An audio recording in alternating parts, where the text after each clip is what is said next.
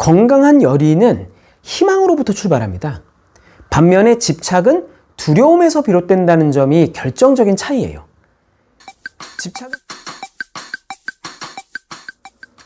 안녕하세요. 청소년 고민 해결사 커바디스 1418 코칭 상담 연구소의 최충만 코치입니다.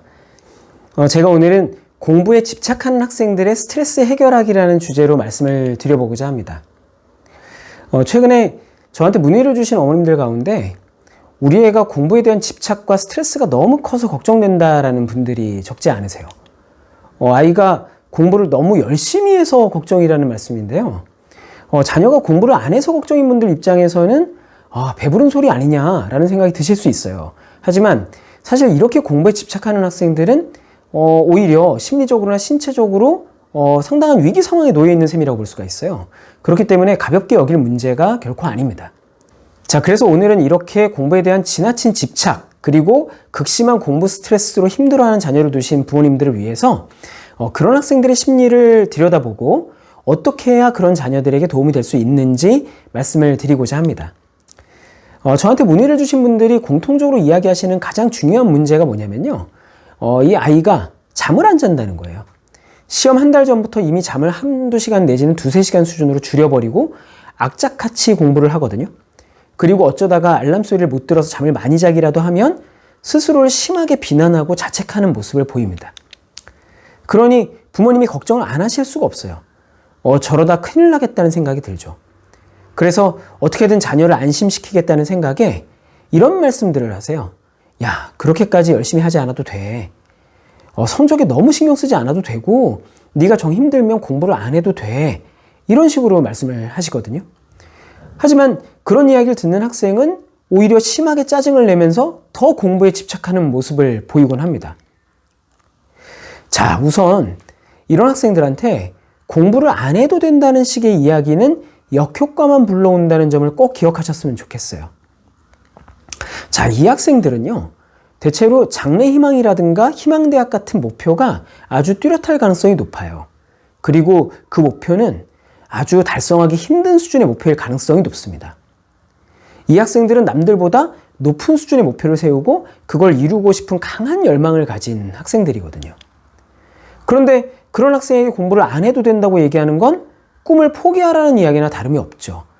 그러니 반발할 수밖에 없어요.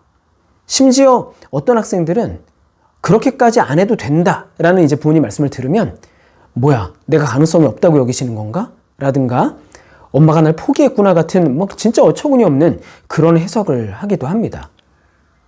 자, 그렇다면 이런 학생들, 이런 자녀들 도대체 어떻게 도와야 될까요? 제가 생각하는 핵심은 아이들이 공부에 대한 열의와 공부에 대한 집착의 차이를 깨닫게 해줘야 된다는 겁니다.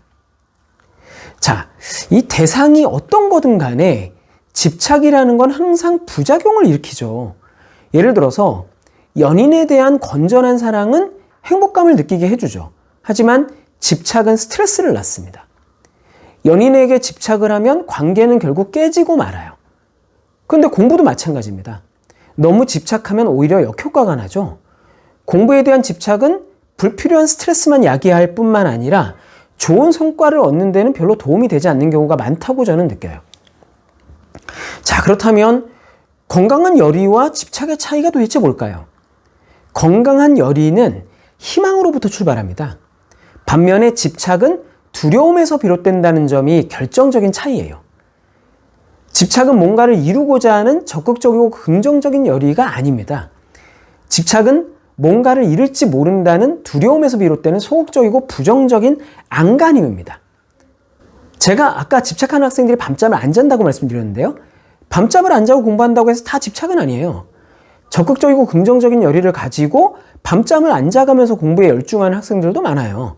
그런데 그런 학생들은 어쩌다가 피곤해서 일찍 잠들었다거나 계획보다 늦게 일어났을 때 필요 이상으로 자책을 한다거나 신경질적인 모습을 보이지 않습니다. 계획한 분량을 다 소화하지 못한 건 물론 아쉽죠. 하지만 거기 연연하지 않고 공부에 다시 박차를 가할 수 있다는 거예요. 하지만 공부에 집착하는 학생들은 이런 경우에 지나치게 자책을 하거나 신경질적인 반응을 보입니다. 이들은 화가 난 것처럼 보일 수 있는데요.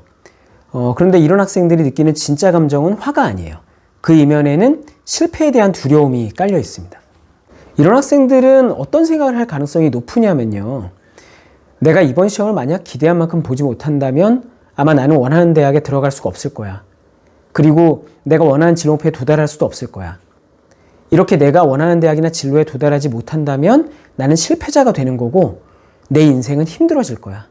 나는 가치 없는 사람이 되는 거고 사람들도 나를 무시할 거야. 이런 식의 부정적인 생각들을 은연중에 품고 있을 가능성이 아주 높습니다. 그리고 이런 학생들은요, 이분법적인 사고방식을 지니고 있을 가능성도 높은데요. 예를 들어서 90점 이상을 받으면 성공이지만 89점 이하라면 실패라든가 스카이에 들어가야 성공이고 그 외의 대학은 실패. 이런 식의 생각이 바로 이분법적인 생각이거든요. 이런 이분법적인 사고방식은 대체로 그렇게 실패한다면 내 인생에는 더 이상 희망이 없다라는 식의 파국적인 사고로 연결되곤 합니다. 이렇게 이분법적이고 파국적인 생각에 사로잡혀서 공부를 하니까 공부가 즐거울 리가 없죠. 공부는 그야말로 실패하지 않고 생존하기 위한 처절한 몸부림 같은 게 돼버리고 마는 거예요. 간혹 보면은 중학교 때부터 벌써 이렇게 공부에 집착하고 성적에 연연하면서 잠도 안 자고 공부하는 학생들이 있어요. 그런데 이런 학생들 가운데는 정작 고등학교 들어가서 공부에 강한 염증을 보이고 공부를 회피하는 경우들이 적지가 않거든요. 왜냐하면 중학교 때처럼 그렇게 스트레스를 받아가면서 힘들게 공부할 걸 생각하니까 앞으로 3년을 어떻게 그렇게 사나 하는 두려움이 막 엄습해 오는 거예요. 고등학교 가서 공부를 잘하려면 공부를 어느 정도 즐길 줄도 알아야 되는데 이런 친구들은 공부를 즐길 수가 없는 거죠. 그렇다면 이런 학생들 도대체 어떻게 도와야 될까요? 자기의 내면에 있는 두려움을 직시하고 그 두려움이 사실은 허상에 불과하다는 걸 깨닫게 해줘야 된다고 저는 생각합니다. 예를 들어서 의사가 되고 싶다는 어떤 학생이 공부에 지나치게 집착하는 모습을 보인다면 그 학생은 의사가 되고 싶다는 마음보다 오히려 의대에 가지 못하면 어쩌나 하는 그런 두려움 때문에 공부를 하고 있을 가능성이 아주 높아요. 그런 경우에 의대를 가지 못하고 의사가 못 된다는 게 그 학생에게는 과연 어떤 의미로 다가오는 것인가 하는 질문을 던져봐야 됩니다.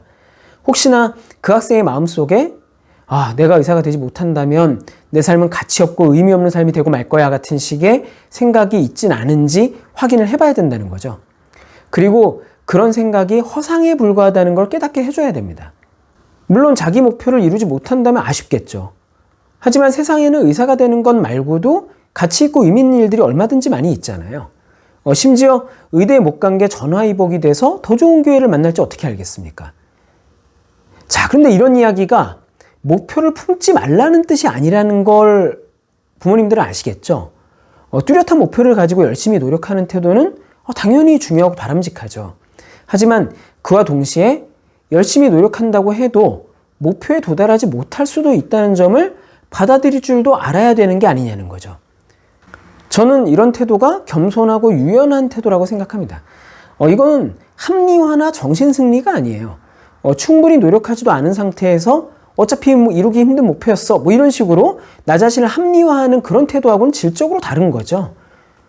진인사 대천명이라는 말이 있잖아요. 사람으로서 할 일을 다하고 하늘의 명을 기다린다 라는 뜻이죠. 이 말처럼 목표를 위해서 내가 할 수 있는 최선을 다하되 그 결과는 내 뜻대로 되지 않을 수도 있다는 이게 삶의 진실이고 이러한 진실을 겸손히 받아들이는 태도가 바람직한 게 아니냐 이런 말씀을 드리는 거죠. 자, 우리 아이들이 이렇게 유연하게 생각하는 힘을 키울 수 있도록 도와주신다면 헛된 두려움에 사로잡혀서 집착하고 힘들어하는 그런 모습에서 벗어날 수 있을 거라고 저는 믿습니다. 자, 오늘 제가 공부에 집착하는 학생들의 스트레스 해결하기라는 주제로 말씀을 드렸는데 어떻게 좀 도움이 되셨나요? 자, 도움이 되셨다면 좋아요 그리고 구독 신청 꼭 좀 부탁드리겠습니다. 그리고 저는 다음번에 또 다른 좋은 컨텐츠로 찾아뵙도록 하겠습니다. 감사합니다.